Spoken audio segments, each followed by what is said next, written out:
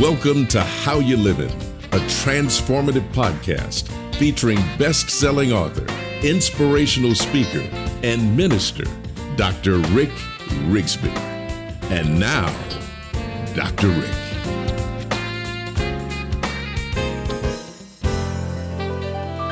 Hello, friends. Thanks so much for listening. Let's continue our discussion about genuine leadership. I believe a genuine leader reveals and reflects influential behavior, the kind of influence that impacts, the kind of influence that inspires others to improve every area of their life. If you're a leader, regardless of how many people you lead, growing your influence is your most critical skill set.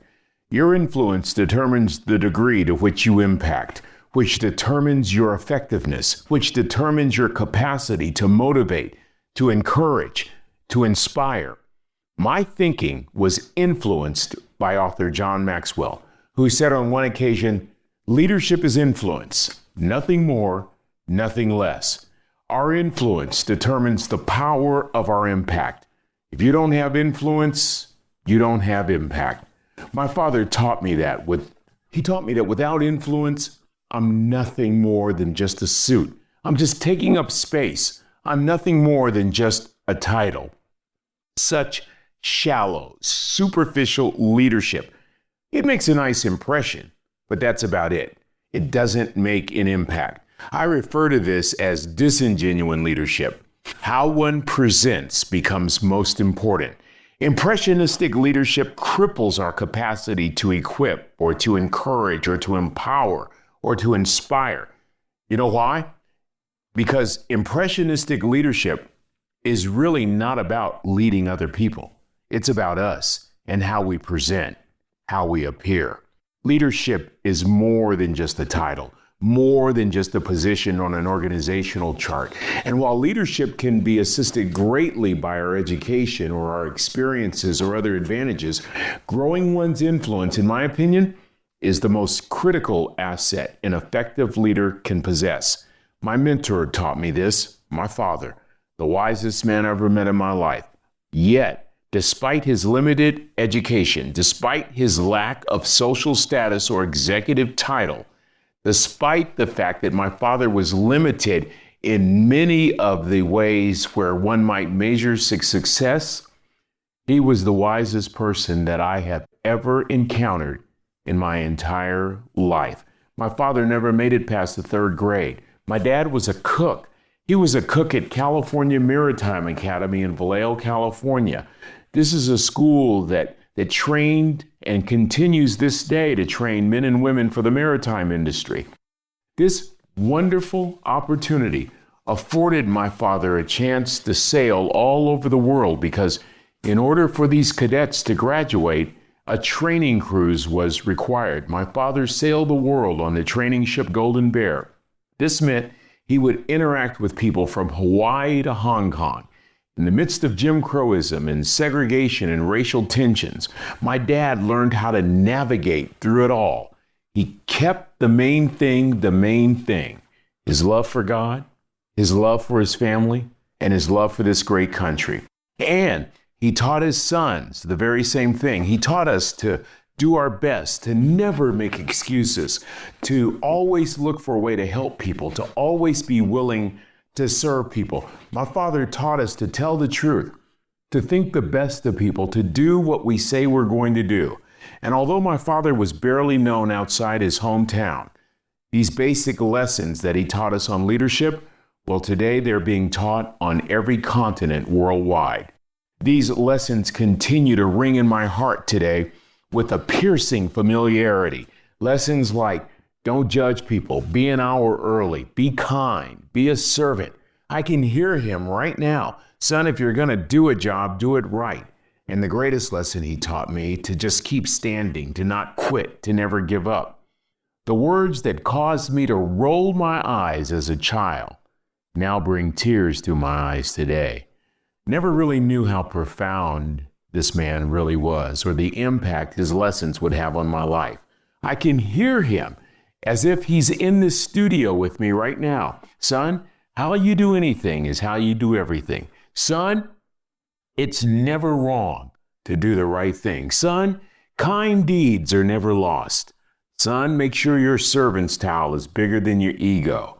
Son, you'd rather have it and not need it than need it and not have it. Son, always keep your word. Your word is all you really have. My father developed his influence during the seemingly mundane episodes of life by helping a neighbor, by helping someone in need, by keeping his word, even when keeping his word was inconvenient. You know, it didn't seem like a big deal at the time, but rarely do we see the cumulative effect of positive habits, the cumulative effect of doing the right thing, of exercising good habits. Reminds me of one of my favorite quotes from 18th century writer Samuel Johnson, who said on one occasion, "The chains of habit are too light to be felt until too heavy to be broken." My father taught me that growing our influence every day produces compounded interests that last a lifetime. You see, in a shallow, superficial culture, the goal is to acquire quickly. It is to acquire great habits, often without paying the price. You see, that's because we live in an outcome-oriented world. We want change. We want greatness. We want success. And we want it right now. Though we are citizens in an outcome-oriented world, developing into a genuine leader, well, that's a process. It's process-oriented. It's cultivated over a period of time. It's cultivated during good times and bad times, during times of certainty and uncertainty, during times of euphoric triumph and seasons of struggle. It's something that's cultivated based on behaviors that promote living the right way all the time. And it was modeled by my father, who stressed that a genuine leader must lead themselves first by living a gold standard, right living, a life that demands one's best, a life that is required to be circumspect. That's how respect is forged. In previous episodes, we've discussed this, and I've shared some of the basic building blocks that my father shared with us, blocks that construct the foundation for genuine leadership, blocks essential to building influence. Let me just review quickly and get to our next block. The first building block, growth. Effective leaders commit to growing every day, because if you're not growing, you're retarding. So be a lifelong learner. I recall a recent study that said we basically stop growing after our formal education is complete. And here are the reasons why. We're too busy. We don't like learning. We already know enough. Be a lifelong learner. Leaders who are not growing are not inspiring. The second building block to genuine leadership, preparation. My father would say, if you don't plan and prepare, you're depending on luck. And luck was not a word in my dad's vocabulary. Here's a coaching point. Great people do things that other people don't. Great leaders do things that other people won't. And great leaders prepare and influence others to do the very same. The third building block that establishes the foundation for genuine leadership, disrupting our thinking. Disrupting our thinking, disrupting existing paradigms and patterns of thinking and doing compels us to be more innovative, to think about what might be, what can be, to consider all the possibilities. Without disruptive thinking, growth potential is limited. Practicing existing patterns can keep us stuck, can keep us in a rut. Authentic leaders are not afraid to disrupt their own thinking. The fourth building block, righteous living. I love this one. I ask myself this question every day. How am I living? Am I living in a righteous way? Am I doing things the right way? Am I honoring my God? Am I serving my family? Am I helping people? How am I living? My goal is to live a righteous life, to do the right thing all the time. This fourth foundational building block is very important to me, and I've mentioned this before.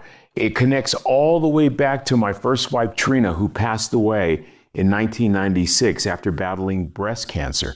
Well, some of her last words to me were these: "It doesn't matter to me any longer how long I live. What matters to me most is how I live. So how I live, friends, becomes the gold standard for my life. I was reminded of that by a dying wife. I saw that lived out every day by my mentor, a third grade dropout who happened to be the wisest man I ever met in my life. And you know what's amazing? He lived that gold standard out regardless of issues, regardless of problems, regardless of challenges, regardless of circumstances. And then years later, a dying wife would say that regardless of facing the last days of her earthly life.